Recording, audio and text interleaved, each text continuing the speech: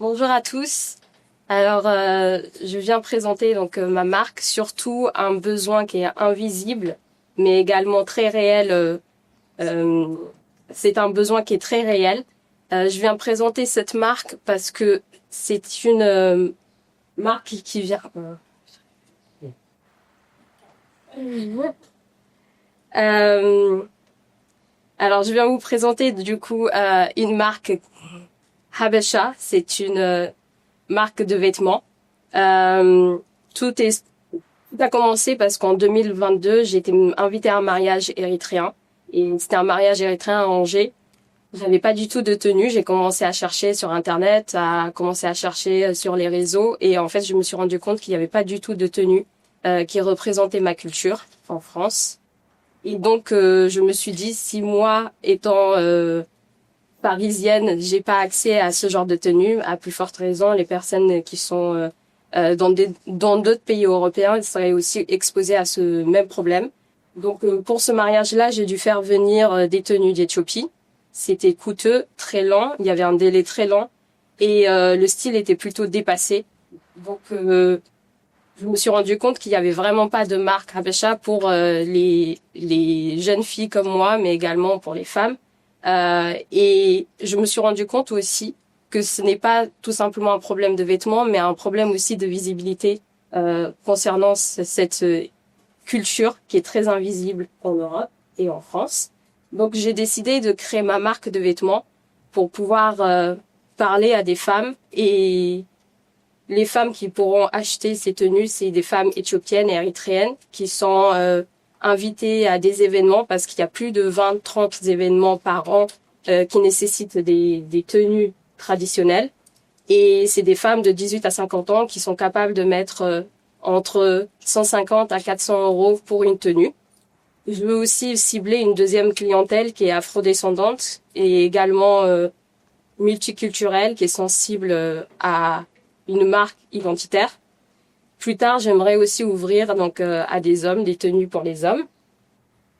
La proposition de valeur, c'est vraiment la marque premium que je veux offrir. Je veux mélanger cette identité parisienne, mais également érythréenne. Donc c'est une marque qui va être designée à Paris. La confection se fait également à Paris et les tissus viennent directement d'Éthiopie. Donc c'est un savoir-faire artisanal. Semi-mesure, donc vraiment créer une certaine authenticité et proximité avec les femmes. C'est des tenues qui sont faites à la commande, modernes. Donc l'idée c'est vraiment d'allier modernité et artisanal. Chaque pièce va raconter une histoire et ça sera un pont culturel entre l'Érythrée et l'Europe. La solution concrète, c'est vraiment de collaborer avec un styliste. Donc le styliste, c'est Somano, qui a déjà réalisé plusieurs défilés à Paris. Il va se charger de tout ce qui est dessin, mais également couture. Les tissus sont livrés directement d'Éthiopie. Donc on a des ateliers qui sont là-bas et ils sont livrés sous 48 heures. Donc pas de stock directement. J'aurai accès à ces tissus. Et le modèle, c'est vraiment à la commande, donc vraiment exclure tout ce qui est invendu, stock. Et je propose donc une expérience et non pas seulement des vêtements, que ce soit vraiment un voyage culturel. Donc les femmes, elles peuvent nous découvrir dans des marchés, dans des événements, et grâce aussi à Instagram.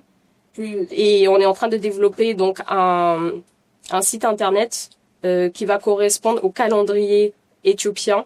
Ce calendrier, donc comme ça on pourra avoir des tenues donc pour chaque événement, et les commandes sont faites donc payées directement sur internet en e-commerce.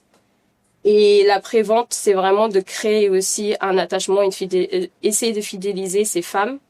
La taille du marché, c'est un marché assez grand, mais aussi inexploité, puisque le marché de la mode ethnique en Europe représente plus de 14 milliards, et le segment premium, c'est à 15-20%, donc 2 à 2,5 milliards. Et il y a plus de 300 personnes donc de la diaspora qui vont en Europe. Donc, on veut toucher la diaspora, 300 000 personnes, mais également toutes les autres personnes qui peuvent être intéressées par la culture érythréenne.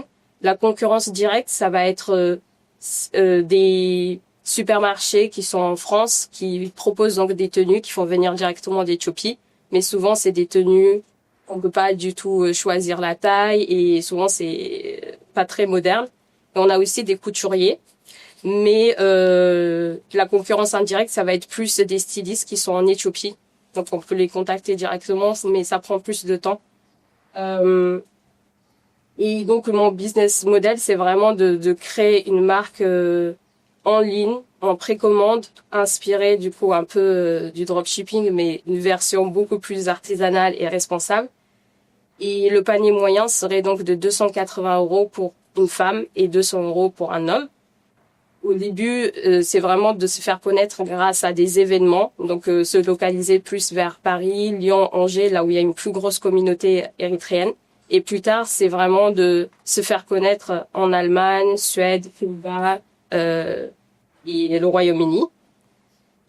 Le prévisionnel, donc au niveau des chiffres, c'est la première année vraiment vendre à plus de 250 vêtements pour les femmes et donc 40 pour pouvoir tester le marché des hommes. On serait à 78 000 chiffres d'affaires estimés pour la première année et le coût la marge pour une tenue femme serait à peu près de 35% et pour les hommes à 29%. Et l'équipe qui va constituer donc cette entreprise va être d'abord donc moi qui va être la fondatrice, mais également le couturier qui est expérimenté sous Manoconcept, une directrice artistique basée en Suède. Elle est d'origine érythréenne, donc elle a une proximité avec la communauté. Également des photographes et des mannequins déjà sélectionnés.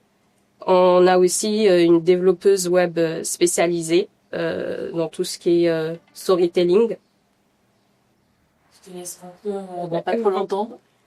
Donc là, on veut lancer les e-commerce en août. On est en train de le faire. Les tenues sont en train d'être fabriquées pour pouvoir présenter lors des événements. Et l'idée, c'est d'avoir aussi un financement pour pouvoir commencer la première collection. Donc 20 tenues pour les femmes et 7 tenues pour les hommes, qui seraient à peu près de 14 725. Et il y a une répartition donc que j'ai faite au niveau du marketing, présence au niveau des événements et la fabrication des tenues.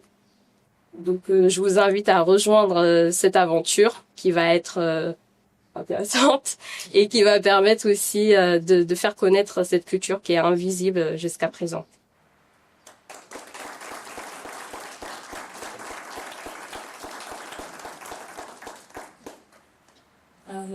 Alors, avant de lancer les questions-réponses, est-ce que tu peux passer la slide juste après, s'il te plaît?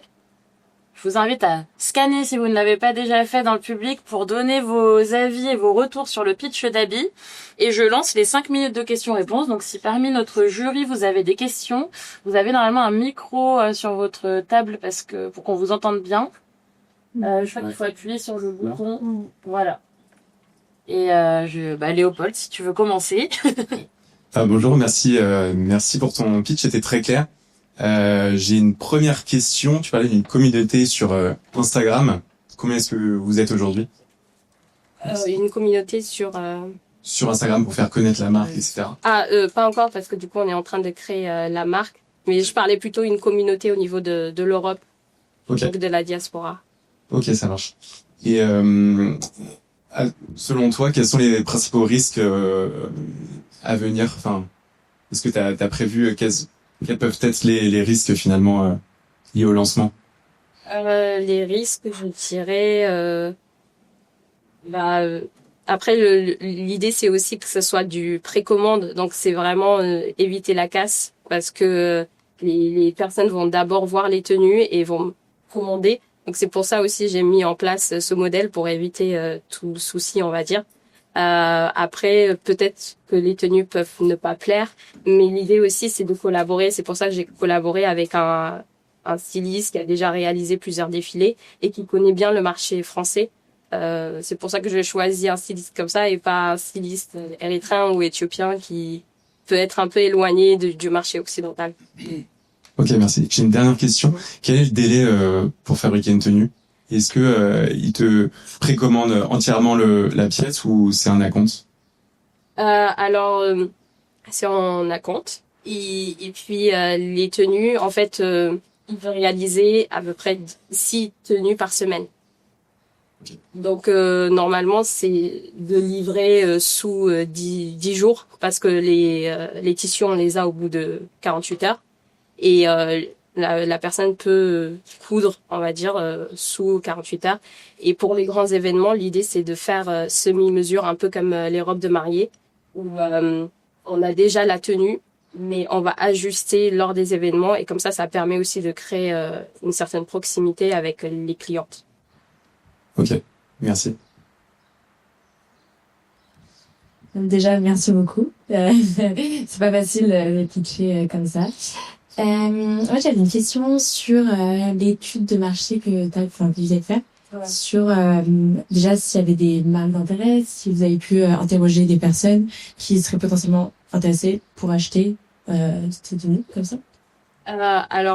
J'ai fait plusieurs études parce que c'était assez compliqué d'avoir des chiffres exacts étant donné qu'il n'y a pas beaucoup comme la culture elle est pas très visible donc c'était assez compliqué mais je me suis rapprochée des associations par exemple je me suis rapprochée d'une association qui s'occupe des adoptés éthiopiens qui veulent se rapprocher de leur culture donc je me suis rapprochée de plusieurs associations comme ça qui m'ont montré de l'intérêt. Et puis après, c'était principalement les réseaux sociaux. Donc, j'ai interrogé mon entourage, mais également, il y a plusieurs trends, en fait, qui battent en ce moment pour trouver des tenues érythréennes, des tenues éthiopiennes. Pas forcément en France, mais en Europe, oui. Donc, je me suis plus basée sur ça que des chiffres de INSEE ou, voilà. Moi, j'avais une question aussi. Merci beaucoup pour le pitch. Comment tu prévois d'engager la communauté qui va acheter justement les pièces que tu vas fabriquer?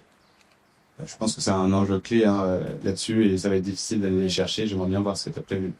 Ce qu'on a prévu, c'est vraiment de se rendre à des événements là au mois de septembre. Donc, aller le plus possible à des événements pour que les personnes puissent toucher les tissus parce que forcément, c'est pas des tissus auxquels on est habitué. Donc l'idée c'est vraiment d'avoir une certaine proximité en allant à des événements et sur les réseaux aussi. Donc essayer de se faire connaître, qui est vraiment un storytelling pour faire connaître la culture parce que c'est une culture qui est inspirée des royaumes d'Aksum. Donc c'est vraiment issu de la royauté, etc.